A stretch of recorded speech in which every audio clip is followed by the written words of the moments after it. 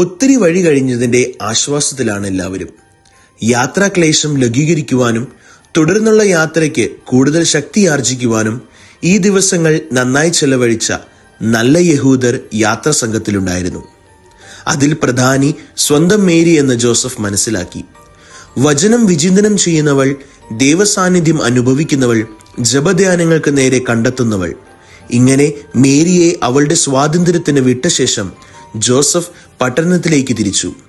ഭക്ഷണത്തിനും തുടർന്നുള്ള യാത്രയ്ക്കും വേണ്ടുന്നവ സമ്പാദിക്കുവാനും ഈ തൊഴിലാളിക്കായി. ദൈവം നൽകിയ കഴിവും സമയവും നന്നായി ഉപയോഗിച്ച വിശ്വസ്തനായ സേവകനും കാര്യസ്ഥനുമായിരുന്നു ജോസഫ്. തിരുക്കുടുംബത്തിന്റെ മാതൃക കണ്ട് വിശുദ്ധ ബെനഡിക്ട് ഒരു പുതിയ സന്യാസ സഭ സ്ഥാപിച്ചപ്പോൾ നൽകിയ പ്രധാന നിയമം ഇതായിരുന്നു: പ്രാർത്ഥിക്കുക. പ്രാർത്ഥന കൂടാതെ ഒരു പ്രവൃത്തിയും ആരംഭിക്കരുത്.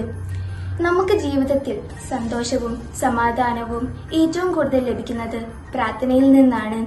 ദൈവം നമ്മൾ നൽകുന്ന എല്ലാ ദാനത്തിനും നാം നന്ദി പറയണം. അതിന്റെ ഫലമോ നമുക്ക് ജീവിതത്തിൽ ലഭിക്കുന്ന സമാധാനവും സന്തോഷവും സമൃദ്ധിയുമാണ്.